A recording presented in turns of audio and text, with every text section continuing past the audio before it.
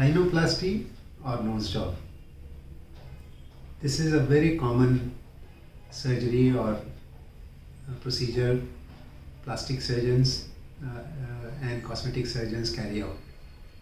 What does rhinoplasty means? It is basically a change in the shape and size and appearance of the nose. And this is done based on the requirement and desire of the person. Normally, most of the time the nose is normal, but many times the person wants it to be more big, they want it to be sharper, or they want it to be straight, then it is called as rhinoplasty. Now, what are the types of rhinoplasty we do or nose job we do?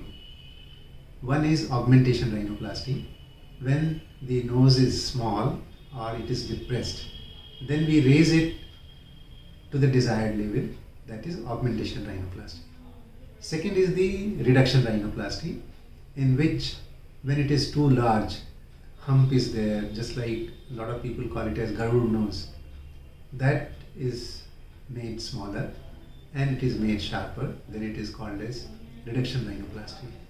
And third is the corrective rhinoplasty, in which if there is a deviation on one side, depression on one side, or there is deformity which needs to be straightened, then it is called as corrective rhinoplasty. So combined together, all these three are called as rhinoplasty. Now there is a term like septorhinoplasty. This is correction of the nose and correction of the septum. Many times the septum is deviated on one side, because of which breathing is affected and that side of the nose is blocked. So in that case, simple rhinoplasty may not be effective, and we need to do the septal correction also, that is known as septoplasty. When we do the correction of the nose and septal correction, then together it is known as septorhinoplasty, and that will correct the shape of the nose as well as correct the septum also. So that is the difference between septorhinoplasty and rhinoplasty.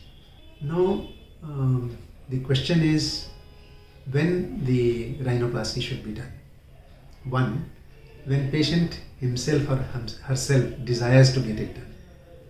Second, the rhinoplasty normally we do not want to do before the age of 13-14 years, because the nose develops, and after that complete development of the nose only we should carry out the surgery for the nose. What I mean to say is the rhinoplasty ideally should be done after 14-15 years of age, irrespective of sex. In males as well as females, it should be done only after that period of time, because it is, the surgery may affect growth. That's why we should do around 14-15 years of age. But there may be situation where it is causing breathing problem to the patients. In that case, the septorhinoplasty or septal correction should be done earlier, because it may affect day-to-day life of the patient. So there are very few situations where we do the septorhinoplasty before the age of 14-15 years, otherwise we should do after that. Now, who should get it done? The question is very pertinent. Anybody who wants any change in the shape and size of the nose should get it done. But one should be psychologically stable, and he or she should understand what he is wanting to do it. Because whatever changes we do in surgery cannot be undone. You cannot go back to your original shape and size if once we operate over the nose. So keeping that in mind, one should undergo the surgery. And one should always know the pros and cons of surgery, what procedure is being done, how it is being done, where it is done. All these things one should have the knowledge before we do. Another question is, what are the side effects? Just like any other surgery, there can be side effects of surgery, there can be side effects of anesthesia. This is common. The side effects and complications of the surgery and anesthesia common to any other surgery. But the rhinoplasty especially, what can go wrong is one may not be able to get the desired shape what he is desiring to get it before surgery.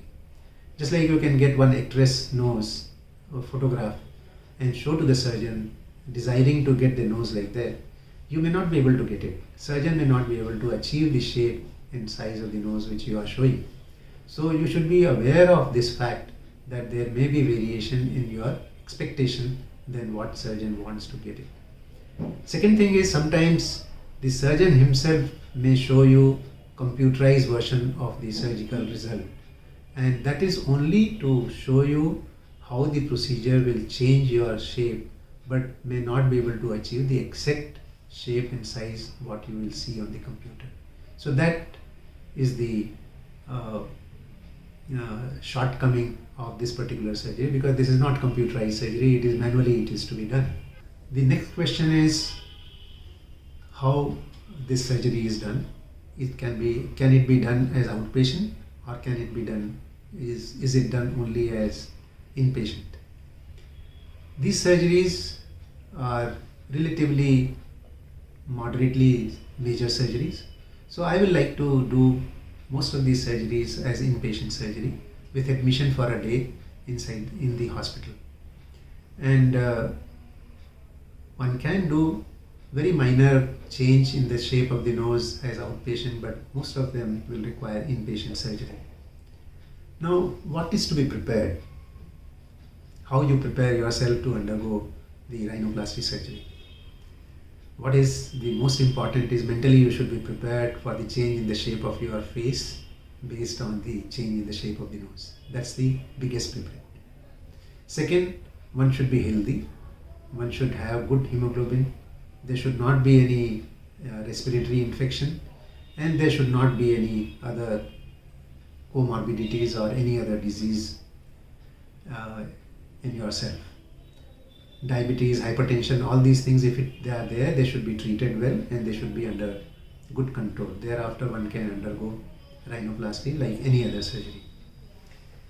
Now, the question a lot of my patients ask is, after reading the online information, is it open rhinoplasty or closed rhinoplasty? Now, there are two techniques of doing the rhinoplasties. One is where we open the bone and inside of the structure and perform the corrections. That is known as open rhinoplasty. And second is the closed rhinoplasty, where cut is made inside the nose and we perform the changes in the shape of the bone, cartilage and internal material.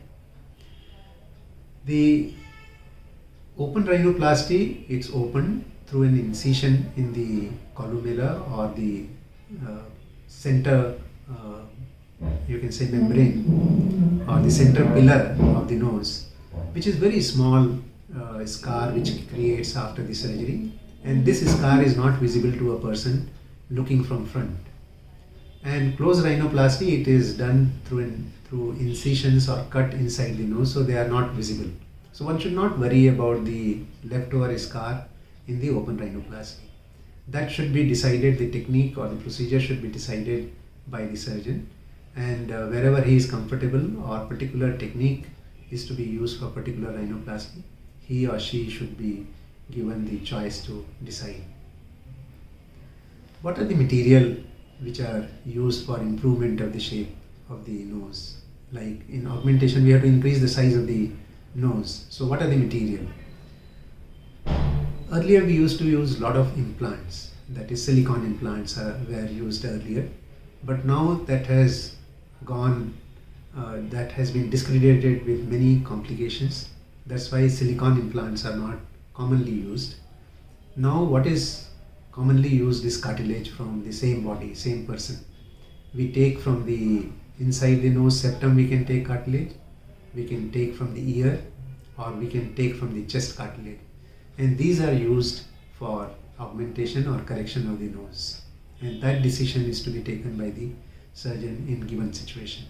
So that is the choice is left to the surgeon, and he will be able to explain you before surgery what cartilage, what material he will use for augmentation rhinoplasty. For reduction rhinoplasty, normally no material is required because you have got excess bone and it requires reduction. Only little brush up is required in the tip of the tip area where cartilage is used from the ear or from the nose. Now, next pertinent question is, after surgery, how long it takes for patient to recover. In fact, from the hospital one can go home in a day or maximum 2 days, and he can perform the basic routine activity at home after a day or so. However, the swelling and little redness by the side of the nose in the upper part of face may exist for almost 3 to 4 weeks. So person can go back to his normal activity, to the office, and most of the activity he can perform after 3 weeks of the surgery. That's the recovery time. But minimum routine activity can be done after 2-3 days of surgery. If everything goes well, he will be back to normal after a month. But result of the rhinoplasty should be assessed only after 3 months, because the swelling following the rhinoplasty takes time to go off, and we expect it to go off by 3 months. So final assessment of the result is done only after 3 months of the rhinoplasty surgery. Now another question is, if something goes wrong or if there is any deficiency in the outcome, can it be revised? As I said earlier, reversal to its original shape is not possible, but revision is possible. If there is some lacuna or some shortcoming in the outcome, we can definitely go ahead and revise.